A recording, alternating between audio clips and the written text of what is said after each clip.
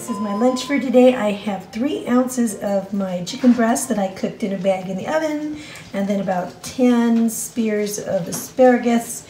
I'm going to have one, it looks big, but it's just a long, skinny sweet potato, and then I have 1 orange cut up and a half cup of blueberries as well. So the only thing that I'm going to count really is the points for the sweet potato, which is probably going to be 3 points. So honey took the boys to a, what's it called? You know, little derby racers where you make the cars and then you race them. So I'm at home for a little bit. So I was going to use these stairs. I got to hang that picture still. And just go up and down the stairs like 20 times, right? And I think that way I get a little bit of a charged workout, and then I'll go ahead and do my 2 miles. So there's about, I think there's like 12 steps here. What is that? Yeah, I think there's like 12 steps, and then plus these ones that's like 14 or something like that. So okay. They may not look like it, but those are really steep. They give me quite a workout.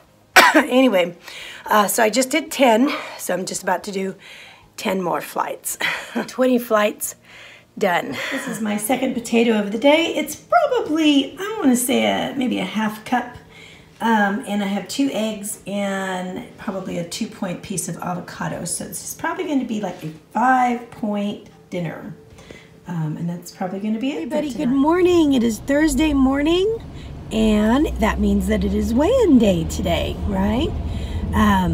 So got a little congestion here going on. So I don't know what else that does to my body. In terms of weight.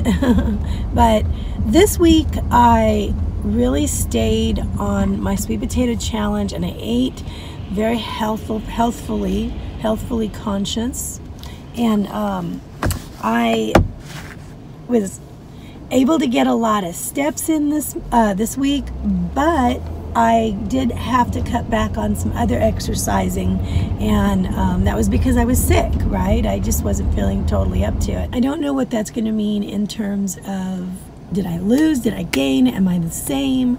What's going on? I have no idea. All I know is that the sweater that I have on underneath this sweater, this one, I have not been able to wear in like a year or more, because when I last put it on, I had like some spillover going over on the sides of my torso here, and it did not look good, period. And so I told myself I thought I was never going to wear it again, but I'm wearing it today, and it fits just fine. So I don't know, I don't know if I came down or if that's just, maintaining or what. Well, we'll see. In any case, it is what it, I don't want to say it is what it is, because it kind of like, that feels like you're giving up a little bit sometimes. And I am very encouraged by my journey right now, and I know I'm on the right track for my health, and I'm just going to keep going. So rah rah rah, whatever it is, right? All right, I will let you guys know as soon as we come out what happens in the meeting today. Okay, everybody. All right, went into weigh-in. So the verdict is I've slowed down a little bit this week, and that's okay. I'm fine because I'm down 0.2, which is fine. Is like that 0.2 number, but I'm down 0.2 after being down 1.6 from last time, and so that's great. So I started going to the meetings. I've been doing online, all last year, but I started going to the meetings in January. So since I've started going to the meetings in January 9th, I'm down 3.2 total to today. So not bad. That's not bad, because somewhere during that time I had gone up a bit, and so I've come back down, and now I'm down 3.2. So total for that, I guess it's been just a little over a month, right? So I am really jazzed about that. I'm very encouraged. I'm on my way. I'm just really, really happy. Now last year I lost like 16, and then I gained 5 back toward the end of the year, and then So now, you know, I'm trying to come down that and come down a little bit more. I don't have a lot to lose, so I'm going to be a slow loser, which is fine because it's actually moving. But today they talked about, you know, realizing your cues of hunger, right? And whether or not, to ask yourself whether or not you're really hungry, you know, when that happens. And I have to say, yesterday I was going to, I ate my lunch and it was really clean. You know, I had asparagus, my sweet potato, and then skinless, boneless chicken breasts.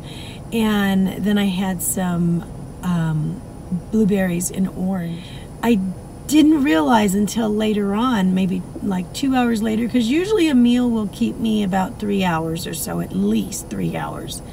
And then sometimes more, depending on what it is. But I started, you know, I was hungry, and I'm like, what in the world? I'm like hungry. And that's when I just took a little salad out, and I made myself I put a little bit of fatty roast on top of that, just like 2 ounces, and 2 points of avocado, just like a tablespoon of dressing.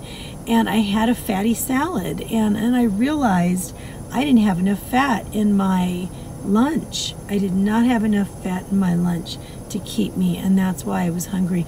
And I need to remember that when I'm having those clean meals, is one of the best things that I'm going to do is add healthy fat, and a good amount of healthy fat, and that's what's going to keep me from being super hungry between meals.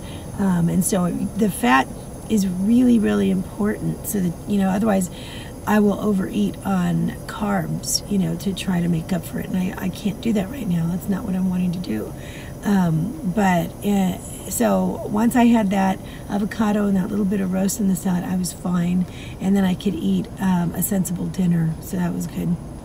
And then another thing that I wanted to talk to you about was I've been making sure that I have sweet potato in the evening before bed, right, at my dinner time.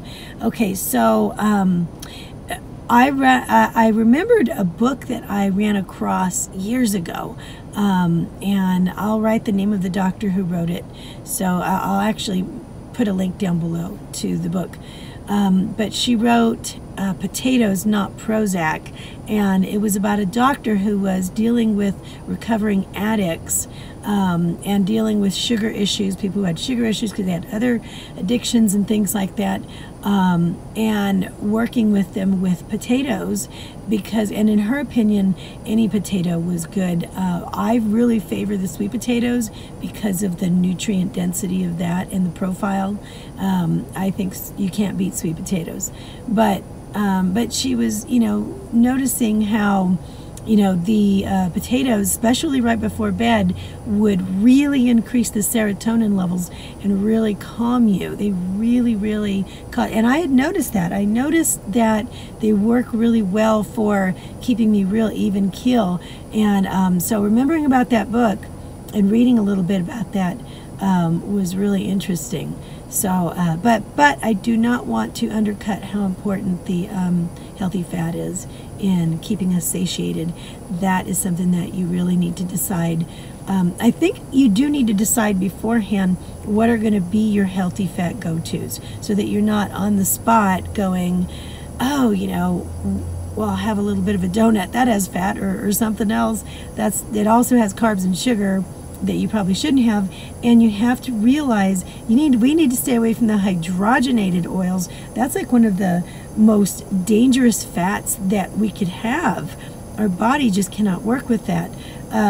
It's poison. So, you know, what kinds of fats are going to be okay, and make sure that you have those readily available.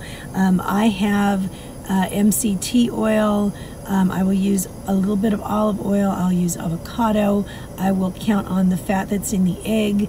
Once in a while I'll use a little bit of butter, but not too often, because it does, you know, I don't know. And usually if I'm going to use a butter, I can use an avocado in its place. And so if I have that choice, I'll go with the avocado. Sometimes I'll use a little mayo, and I'll do an avocado mayo.